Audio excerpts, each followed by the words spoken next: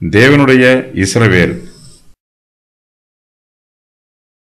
நீர் எகிப்திலிருந்து ஒரு திராட்சை கொடியை கொண்டு வந்து ஜாதிகளை துரத்திவிட்டு அதை நாட்டினீர். அதற்கு இடத்தை ஆயத்தப்படுத்தினீர். அது வேரூன்றி தேசமெங்கும் படர்ந்தது. அதன் நிழலால் மலைகளும் அதன் கிளைகளால் திவ்யமான கேதுருக்களும் மூடப்பட்டது. அது தன் கொடிகளை சமுத்திரமட்டாகவும் தன் கிளைகளை நதிமட்டாகவும் படரவிட்டது. இப்பொழுதோ வழிநடக்கிற யாவரும் அதை பறிக்கும்படியாக அதன் அடைப்புக்களை ஏன் தகர்த்து போட்டீர்? காட்டுப்பன்றி அதை உழுது போடுகிறது. வெளியின் மிருகங்கள் அதை மேய்ந்து போடுகிறது. சேனைகளின் தேவனே, திரும்பி வாரும். வானத்திலிருந்து கண்ணோக்கி பார்த்து இந்த திராட்சை செடியை விசாரித்தருளும். உம்முடைய வலதுகரம் நாட்டின கொடியையும் உமக்கு நீர் திடப்படுத்தின கிளையையும் கடாட்சி தருளும். அது அக்கினியால் சுடப்பட்டும் வெட்டுண்டும் போயிற்று. உம்முடைய முகத்தின் பயமுறுத்தலால் அழிந்து போகிறார்கள். உமது கரம் உமது வலது பாரிசத்து புருஷன் மீதிலும் உமக்கு நீர் திடப்படுத்தின மனுஷகுமாரன் மீதிலும் இருப்பதாக. அப்பொழுது உம்மை விட்டு பின் வாங்க மாட்டோம். எங்களை உயிர்ப்பியும். அப்பொழுது உமது நாமத்தை தொழுது கொள்வோம். சேனைகளின் தேவனாகிய கர்த்தாவே, எங்களை திருப்பிக் கொண்டு வாரும். உமது முகத்தை பிரகாசிக்க பண்ணும். அப்பொழுது ரட்சிக்கப்படுவோம். அப்பொழுது திராட்சை கொடி. நீர் எகிப்திலிருந்து ஒரு திராட்சை கொடியை கொண்டு வந்து ஜாதிகளை துரத்திவிட்டு அதை நாட்டினீர். தேவனுடைய இஸ்ரவேலுக்காக சங்கீதக்காரர் தேவனிடத்தில் விண்ணப்பம் அணுகிறார். தேவனுடைய கிருபாசன தண்டையில் தன்னுடைய வேண்டுதல்களையும் விண்ணப்பங்களையும் ஏறெடுக்கிறார். தேவனுடைய இஸ்ரவேல் ஜனத்தார் ஒரு திராட்சை கொடியாக இங்கு சொல்லப்பட்டிருக்கிறார்கள். இஸ்ரவேல் தேசம் ஒரு திராட்சை தோட்டத்தைப் போல் இருக்கிறது. கிறிஸ்துவே திராட்சை கொடிக்கு வேறாக இருக்கிறார். நீ அந்த கிளைகளுக்கு விரோதமாய் பெருமை பாராட்டாதே. பெருமை பாராட்டுவாயானால் நீ வேரை சுமக்காமல் வேர் உன்னை சுமக்கிறது என்று நினைத்துக்கொள். ரோமர் 11:18. விசுவாசிகள் திராட்சை செடியில் உள்ள கொடிகளாக இருக்கிறார்கள். நானே திராட்சை செடி, நீங்கள் கொடிகள். ஒருவன் என்னிலும் நான் அவனிலும் நிலைத்திருந்தால் அவன் மிகுந்த கனிகளை கொடுப்பான். என்னை அல்லாமல் உங்களால் ஒன்றும் செய்யக்கூடாது. யோவான் 15:5. கிறிஸ்துவின் சபை ஒரு திராட்சை கொடியைப் போல இருக்கிறது. பலவீனமாக இருக்கிறது. முறிந்து விழும் நிலையில் இருக்கிறது. இதற்கு ஆதரவு தேவைப்படுகிறது. திராட்சை கொடிகள் நன்றாக வளர்கிறது. உலகமெங்கும் கிறிஸ்துவின் சபை பறந்து விரிந்திருக்கிறது. நல்ல கனிகளை கொடுக்கிறது. கிறிஸ்துவின் சபை தேவனால் நாட்டப்பட்ட நற்குல திராட்சை கொடியாகும். நாம் தேவனுடைய நன்மைக்காகவும் அவருடைய கிருபைக்காகவும் நன்றியுள்ளவர்களாய் இருக்க வேண்டும். இந்த பிரபஞ்சத்தின் வனாந்திரத்தில் நற்குல திராட்சை கொடிகளாகிய தம்முடைய சபையை கிறிஸ்துவானவர் நட்டி இருக்கிறார். அதை இந்நாள் வரையிலும் பாதுகாத்து பராமரித்து வருகிறார். பழைய ஏற்பாட்டு காலத்தில் தேவன் இஸ்ரவேல் ஜனத்தாரை ஒரு திராட்சை கொடியைப் போல நாட்டினார். நீர் எகிப்தில் இருந்து ஒரு திராட்சை கொடியை கொண்டு வந்து ஜாதிகளை துரத்திவிட்டு அதை நாட்டினீர். இஸ்ரவேல் ஜனத்தார் எகிப்து தேசத்தில் அடிமைத்தனத்தில் இருந்தார்கள். தேவன் அவர்களை கானான் தேசத்திற்கு எடுத்து வந்து அங்கு நாட்டினார். கானான் தேசத்திலே கொடி வளருவதற்கு தாராளமான இடம் இருந்தது. இஸ்ரவேல் தேசத்தார் கானான் தேசத்தில் நாட்டப்பட வேண்டும் என்பதற்காக அங்கு ஏற்கனவே இருந்த 10 ஜாதியாரை தேவன் கானான் தேசத்தில் இருந்து துரத்திவிட்டார். இஸ்ரவேலர்கள் சாதாரண திராட்சை கொடி அல்ல. இவர்கள் சேனைகளுடைய கர்த்தரின் திராட்சை தோட்டம். இயேசு கிறிஸ்து சபையை பற்றி குறிக்கும்போது இந்த ஓமையை கூறுகிறார். திராட்சை கொடியை பற்றிய சத்தியங்கள். எகிப்தில் இருந்து ஒரு திராட்சை கொடியை நாட்டினார். ஜாதிகளை துரத்திவிட்டு திராட்சை கொடிக்கு புது இடத்தை ஆயத்தப்படுத்தினார். திராட்சை செடியை கானானில் நாட்டினார். திராட்சை செடி நன்கு வேரூன்றி படர இடத்தை ஆயத்தப்படுத்தினார். திராட்சை செடியானது கானானில் வேரூன்றியது. தேசம் எங்கும் படர்ந்தது. அதன் நிழலால் மலைகள் மூடப்பட்டது. அதன் கிளைகளால் திவ்யமான கேதுருக்களும் மூடப்பட்டது. அது தன் கொடியை சமுத்திரமட்டாகவும் நதிமட்டாகவும் படரவிட்டது. கர்த்தருடைய சொந்த சம்பத்தாய் இருப்பதற்காக திராட்சைச் செடியை நாட்டினார். இஸ்ரவேல் தேவனுடைய திராட்சைத் தோட்டம். தேவன் அதை நட்டு பராமரித்து வளர்த்தார். திராட்சைத் தோட்டம் நன்றாக வளர்ந்தது. இஸ்ரவேல் தேவனுக்கு கீழ்ப்படிந்து நடக்க வேண்டும். தேவனை புறக்கணித்துவிட்டு அந்நிய தெய்வங்களை பின்பற்றக்கூடாது. இஸ்ரவேலர்கள் பாவம் செய்தால் வழி நடக்கிற யாவரும் அதை பறிக்கும்படியாக அதன் அடைப்புகளை தேவன் தகர்த்து போடுவார். அது வேரூன்றி தேசம் எங்கும் படர்ந்தது. அதற்கு இடத்தை ஆயத்தப்படுத்தினீர். அது வேரூன்றி தேசம் எங்கும் படர்ந்தது. அதன் நிழலால் மலைகளும் அதன் கிளைகளால் திவ்யமான கேதுருக்களும் மூடப்பட்டது. அது தன் கொடிகளை சமுத்திரமட்டாகவும் தன் கிளைகளை நதிமட்டாகவும் படரவிட்டது. தேவன் எகிப்தில் இருந்து ஒரு திராட்சைக் கொடியை கொண்டு வந்து அதை கானான் தேசத்திலே நாட்டினார். நாட்டப்பட்ட அந்த செடி வேரூன்றி தேசம் எங்கும் படர்ந்தது. கானான் தேசம் முழுவதிலும் தேவ ஜனங்கள் நிரம்பினார்கள். ஆரம்பத்தில் கானான் தேசத்தில் இஸ்ரவேலரில் ஒரு சிலர் மாத்திரமே இருந்தார்கள். தேசம் பாழாய் போகாமலும் காட்டு மிருகங்கள் உனக்கு விரோதமாய் பெருகாமலும் இருக்கும்படி நான் அவர்களை ஒரே வருஷத்திற்குள்ளே உன் முன்னின்று துரத்தி விடாமல் நீ விருத்தி அடைந்து தேசத்தை சுதந்திரித்துக் கொள்ளும் வரைக்கும் அவர்களை கொஞ்சம் கொஞ்சமாய் உன் முன்னின்று துரத்தி விடுவேன். யாத்திராகமம் 23, 29, 30. சாலமோனுடைய காலத்தில் யூதாவிலும் இஸ்ரவேலிலும் கர்த்தருடைய பிள்ளைகள் திரளாய் இருந்தார்கள். அவர்களுடைய எண்ணிக்கை கடற்கரையின் மணலத்தனையாய் இருந்தது. இஸ்ரவேல் ஜனங்கள் எண்ணிக்கையில் மாத்திரமல்ல, அவர்கள் யுத்த வீரர்களாகவும் சிறந்திருந்தார்கள். பக்கத்து தேசங்கள் மீது யுத்தம் பண்ணி அவர்களை ஜெயித்து தங்கள் தேசத்தின் எல்லையை விஸ்தாரம் பண்ணினார்கள். சங்கீதக்காரர் இஸ்ரவேல் தேசத்தாரின் வெற்றியை பற்றி சொல்லும்போது அது தன் கொடிகளை சமுத்திர மட்டாகவும் தன் கிளைகளை நதி மட்டாகவும் படரவிட்டது என்று சொல்லுகிறார். மேற்கே பெரிய சமுத்திரம் இஸ்ரவேல் தேசத்தின் எல்லையாயிற்று. தெற்கே எகிப்து தேசத்தின் நதியும் வடக்கே தமஸ்கு தேசத்தின் நதியும் கிழக்கே ஐபிராத்து நதியும் கானான் தேசத்தின் எல்லையாயிற்று. அந்நாளிலே கர்த்தர் ஆபிரகாமோடு உடன்படிக்கை பண்ணி எகிப்தின் நதி துவக்கி ஐபிராத்து நதி என்னும் பெரிய நதி மட்டும் உள்ளதும் கேனியரும் கெனிசியரும் கத்மோனியரும் ஏத்தியரும் பெரிசியரும் ரெப்பாயீமரும் எமோரியரும் கானானியரும் கிர்காசியரும் எபூசியரும் என்பவர்கள் இருக்கிறதுமான இந்த தேசத்தை உன் சந்ததிக்கு கொடுத்தேன் என்றார். ஆதியாகமம் 15, 18 முதல் 21 வரை. தேவன் தாமே எகிப்தில் இருந்து ஒரு திராட்சைக் கொடியை கொண்டு வந்து ஜாதிகளை துரத்திவிட்டு அதை நாட்டினார். அதற்கு இடத்தை ஆயத்தம் பண்ணினார். அது வேரூன்றி தேசம் எங்கும் படர்ந்தது. அதன் நிழலால் மலைகளும் அதன் கிளைகளால் திவ்யமான கேதுருக்களும் மூடப்பட்டது. சங்கீதக்காரர் திராட்சைக் கொடியை பற்றி சொல்லும்போது அதன் வேர், நிழல், கிளைகள் ஆகியவற்றை பற்றி மாத்திரமே சொல்லுகிறார். திராட்சை பழங்களை பற்றி ஒன்றுமே சொல்லவில்லை. திராட்சைக் கொடி தேசம் முழுவதும் படர்ந்து வளர்கிறது. அது நன்றாக வேரூன்றி இருக்கிறது. ஆனால் அந்த திராட்சைக் கொடியில் திராட்சை பழங்கள் எதுவும் முளைக்கவில்லை. அது கனி கொடுக்காத திராட்சைக் கொடியாகவே இருக்கிறது. இஸ்ரவேல் பலனற்ற திராட்சை செடி என்று ஓசியா சொல்லுகிறார். இஸ்ரவேல் பலனற்ற திராட்சை செடி. அது தனக்குத்தானே கனி கொடுக்கிறது. அவன் தன் கனியின் திரளுக்கு சரியாய் பலிபீடங்களை திரளாக்குகிறான். தங்கள் தேசத்தின் செழிப்புக்கு சரியாய் சிறப்பான சிலைகளை செய்கிறார்கள். ஓசியா 10:1. தேவன் தம்முடைய திராட்சை தோட்டத்திலே நல்ல திராட்சை பழங்களை தரும் என்று காத்திருந்தார். ஆனால் அதுவோ கசப்பான பழங்களை தந்தது. அவர் அதை வேலி அடைத்து அதில் உள்ள கற்களை பொறுக்கி அதிலே நற்குல திராட்சை செடிகளை நட்டு அதன் நடுவில் ஒரு கோபுரத்தை கட்டி அதில் ஆலையையும் உண்டு பண்ணி அது நல்ல திராட்சை பழங்களை தரும் என்று காத்திருந்தார். அதுவோ கசப்பான பழங்களை தந்தது. ஏசாயா 5:2. மனுபுத்திரனே, காட்டில் இருக்கிற செடிகளுக்குள் மற்ற எல்லா செடிகளை பார்க்கிலும் திராட்சை செடிக்கு மேன்மை என்ன? யாதொரு வேலை செய்ய அதிலே ஒரு கட்டை எடுக்கப்படுமோ?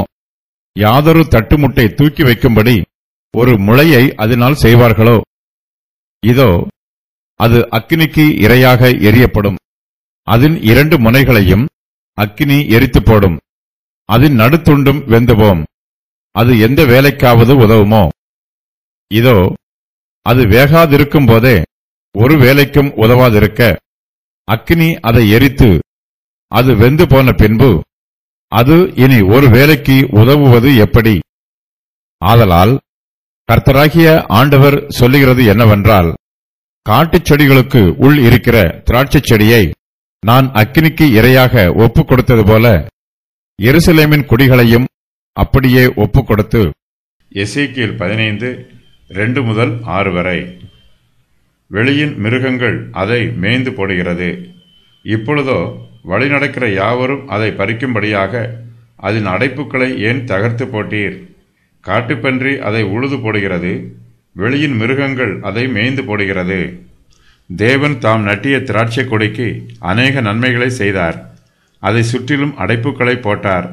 ஆனால் அந்த திராட்சை தோட்டம் அழிந்து போயிற்று. அது பிரயோஜனம் இல்லாமல் பாழாய் போயிற்று. தேவனே, நீர் நாட்டிய உம்முடைய திராட்சை கொடிக்கு நீர் மறுபடியும் நன்மை செய்யும் என்று சங்கீதக்காரர் விண்ணப்பம் பண்ணுகிறார். தேவனே நாட்டினார், ஆனால் இப்போது தேவனே அதை பராமரிக்காமல் விட்டுவிடுகிறார். தம்முடைய திராட்சை தோட்டத்திற்கு தேவனே அடைப்புக்களை போட்டு பாதுகாத்தார். ஆனால் இப்போது தேவன் தாமே அதன் அடைப்புக்களை தகர்த்து போட்டுவிட்டார். தேவன் நாட்டிய திராட்சை கொடிக்கு இப்போது பாதுகாப்பு இல்லை, வேலி இல்லை. இதனால் வழிநடக்கிற யாவரும் அதை பறிக்கிறார்கள். காட்டுப்பன்றி அதை உழுது போடுகிறது, வெளியின் மிருகங்கள் அதை மேய்ந்து போடுகிறது. தேவனுடைய எல்லா செய்கையும் நீதியானவை. அவர் தம்முடைய சித்தத்தின் பிரகாரம் தமக்கு நன்மையானவைகளை மாத்திரமே செய்கிறார். தேவனுடைய எல்லா கிரியைக்கும் தெய்வீக நோக்கம் உண்டு, காரணமும் உண்டு. நான் உன்னை முற்றிலும் நற்கனி தரும் உயர்குல திராட்சை செடியாக நாட்டினேன். நீ எனக்கு காட்டு திராட்சை செடியின் ஆகாத கொடிகளாய் மாறிப்போனது என்ன? எரேமியா 2:21. தேவன் முற்றிலும் நற்கனி தரும் உயர்குல திராட்சை செடியை நாட்டினார். ஆனால் அதுவோ காட்டு திராட்சை செடியின் ஆகாத கொடிகளாய் மாறிப்போயிற்று. அது நற்கனி கொடுக்கவில்லை, பிரயோஜனமற்ற திராட்சை கொடியாய் மாறிற்று. இதனால் அப்படிப்பட்ட திராட்சை கொடி தேவையில்லை என்று தேவன் தீர்மானித்து அதன் அடைப்புக்களை தகர்த்து போட்டார். வெளியின் மிருகங்கள் அதை மேய்ந்து போடுவதற்கும் காட்டுப்பன்றி அதை உழுது போடுவதற்கும் தேவன் தாமே அனுமதிக்கிறார். தேவனே நமக்கு பாதுகாப்பாக இருக்கிறார். நம்மை சுற்றிலும் வேலி அடைத்து நம்மை பாதுகாக்கிறார்.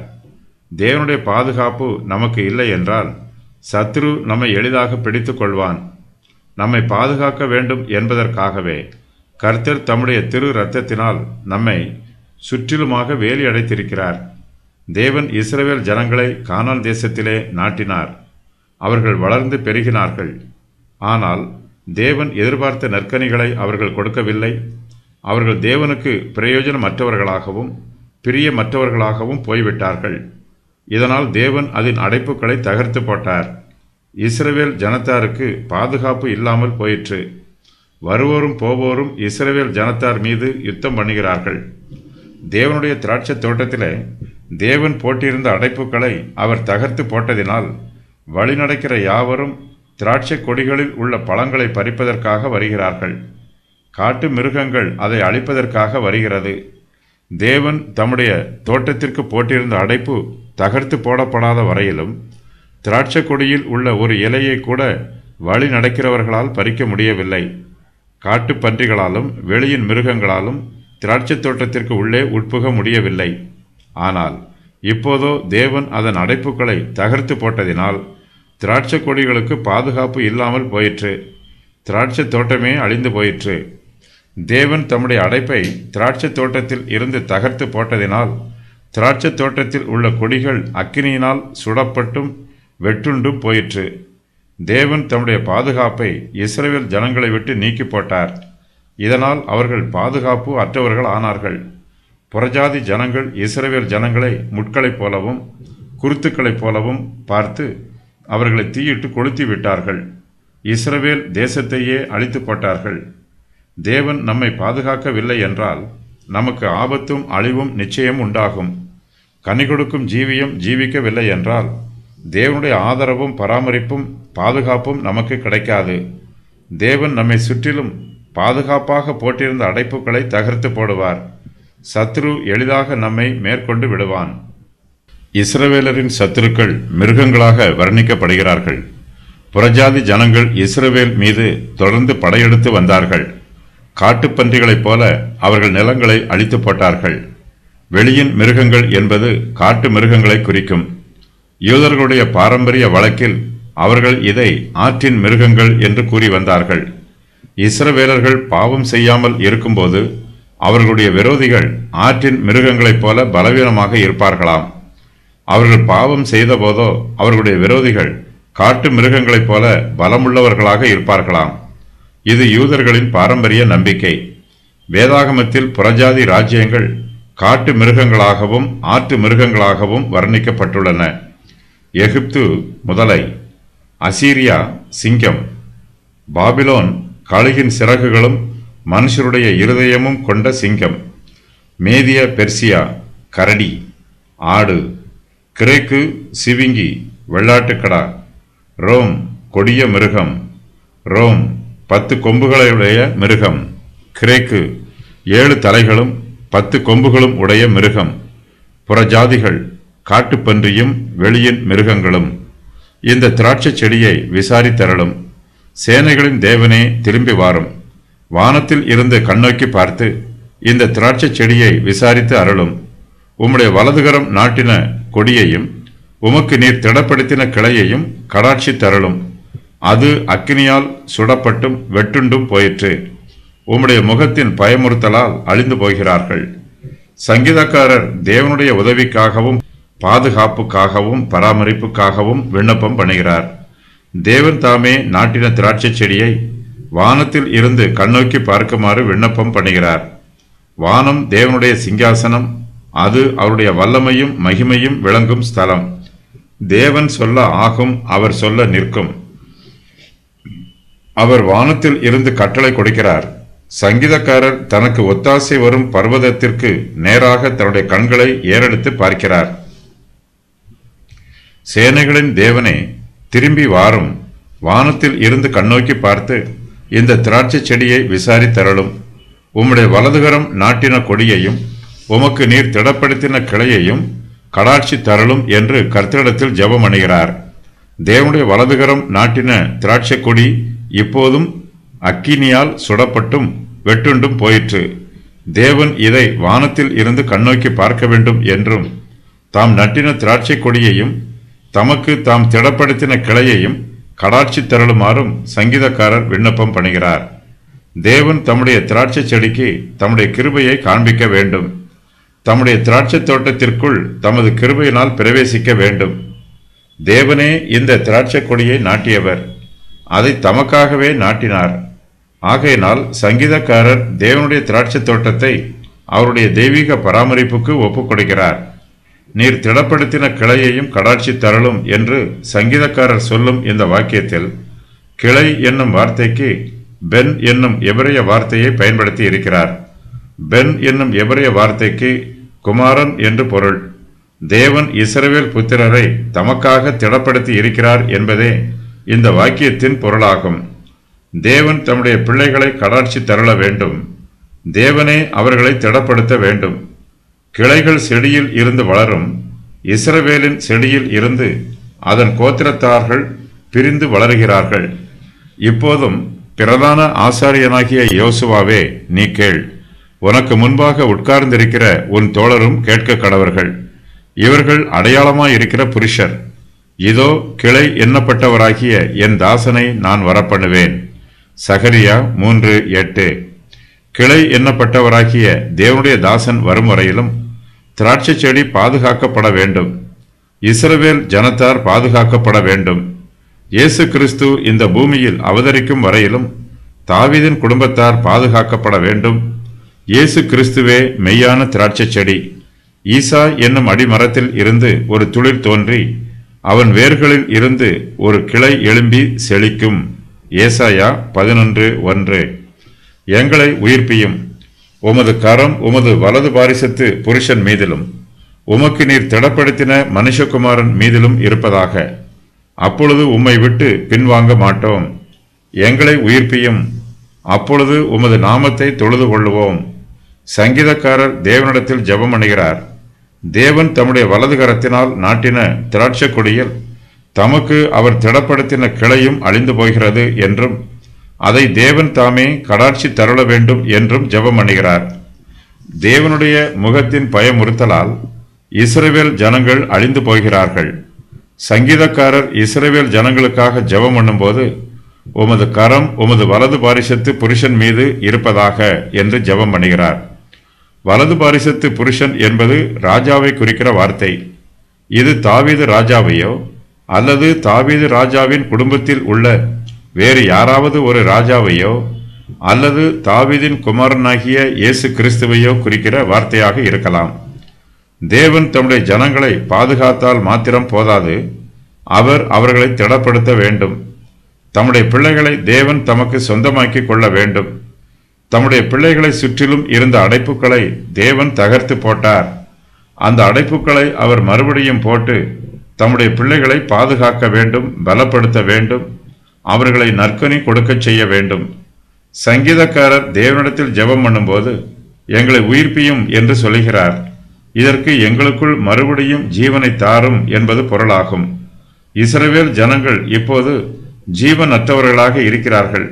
அக்கினியால் சுடப்பட்டவர்களாகவும் வெட்டுண்டவர்களாகவும் இருக்கிறார்கள். தேவனுடைய முகத்தின் பயமுறுத்தலால் அழிந்து போய் இருக்கிறார்கள். காட்டுப்பன்றிகளும் வெளியின் மிருகங்களும் இஸ்ரவேல் ஜனத்தாரை பாழாக்கி போட்டிருக்கிறார்கள். அப்படிப்பட்ட தங்களை தேவன் தாமே உயிர்ப்பிக்க வேண்டும் என்று சங்கீதக்காரர் ஜெபம் பண்ணுகிறார். தேவன் தங்களை உயிர்ப்பிக்கும் போது தாங்கள் தேவனுடைய நாமத்தை தொழுது கொள்வதாக வாக்கு பண்ணுகிறார். தேவன் நம்மை உயிர்ப்பித்தால் மாத்திரமே நம்முடைய ஜீவியத்தில் ஜீவன் இருக்கும், நம்முடைய ஜீவியத்தில் பயபக்தி இருக்கும். தேவன் நம்மை உயிர்ப்பிக்கும் போது நாம் தேவனுடைய நாமத்தை மெய்யாகவே தொழுது கொள்வோம். தேவனுடைய வலது பாரிசத்து புருஷன் என்னும் வாக்கியம் தாவீதின் குமாரனாகிய மேசியாவை குறிக்கும் என்று வேத பண்டிதர்கள் வியாக்கியானம் சொல்லுகிறார்கள். உமது கரம் உமது வலது பாரிசத்து புருஷன் மீதிலும் உமக்கு நீர் திடப்படுத்தின மனுஷகுமாரன் மீதிலும் இருப்பதாக என்னும் வசனம் தாவீதின் குமாரனாகிய இயேசு கிறிஸ்துவை குறிப்பதாக வியாக்கியானம் சொல்லுகிறார்கள். இயேசு கிறிஸ்துவே தமது சபையை ஸ்தாபித்திருக்கிறார். தம்முடைய சபையை அவரே பாதுகாக்கிறார். சபைக்கு அவரே இரட்சகராக இருக்கிறார். இயேசு கிறிஸ்துவே திராட்சை தோட்டத்திற்கு எஜமானராகவும் அதை பாதுகாத்து பராமரிக்கிறவராகவும் இருக்கிறார். பிதாவாகிய தேவன் தம்முடைய குமாரனாகிய இயேசு கிறிஸ்துவை தமது வலது பாரிசத்தில் அமரச் செய்திருக்கிறார். மரித்து உயிர்த்தெழுந்த இயேசு கிறிஸ்து பிதாவின் வலது பாரிசத்திற்கு உயர்த்தப்பட்டார். தேவனுடைய கரம் சர்வ வல்லமைக்கு அடையாளம். தேவனுடைய புயபலம் பராக்கிரமமான காரியங்களை செய்யும். பிதாவாகிய தேவன் தமது சர்வ வல்லமையை தம்முடைய குமாரனாகிய இயேசு கிறிஸ்துவுக்கு கொடுத்திருக்கிறார். நம்முடைய விசுவாசம் இயேசு கிறிஸ்துவுக்குள் உறுதியாய் நிலைத்திருக்க வேண்டும். கர்த்தராகிய இயேசு கிறிஸ்துவின் கிருபையினால் நாம் ரட்சிக்கப்பட்டிருக்கிறோம். அவருடைய பலத்தினால் நாம் பாதுகாக்கப்படுகிறோம். கிறிஸ்துவுக்குள் ஜீவிக்கிற நமக்கு தெய்வீக பாதுகாப்பு உண்டு. உன் தேவன் உனக்கு பலத்தை கட்டளையிட்டார். தேவனே, நீர் எங்கள் நிமித்தம் உண்டு பண்ணினதை திடப்படுத்தும். எங்களை திருப்பிக் கொண்டு வாரும். சேனைகளின் தேவனாகிய கர்த்தாவே, எங்களை திருப்பிக் கொண்டு வாரும். உமது முகத்தை பிரகாசிக்க பண்ணும். அப்பொழுது ரட்சிக்கப்படுவோம். சங்கீதக்காரர் இந்த வசனத்தை மறுபடியுமாக சொல்லுகிறார். ஏற்கனவே 3, 7 ஆகிய வசனங்களில் இதே வார்த்தைகளை சங்கீதக்காரர் பயன்படுத்தி தேவனிடத்தில் ஜெபிக்கிறார். தேவனுடைய கிருபை இருந்தால் மாத்திரமே நமக்கு ரட்சிப்பு உண்டு.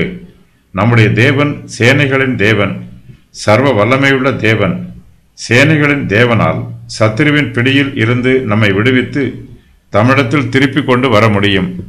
நாம் இழந்து போன மகிமையை நம்முடைய தேவனால் மாத்திரமே நமக்கு திரும்ப கொடுக்க முடியும். மங்கிப்போன நம்முடைய முகத்தை தேவனால் மாத்திரமே பிரகாசிக்க பண்ண முடியும். தேவனுடைய கிருபை நமக்கு கிடைக்கும் போது நாம் ரட்சிக்கப்படுவோம்.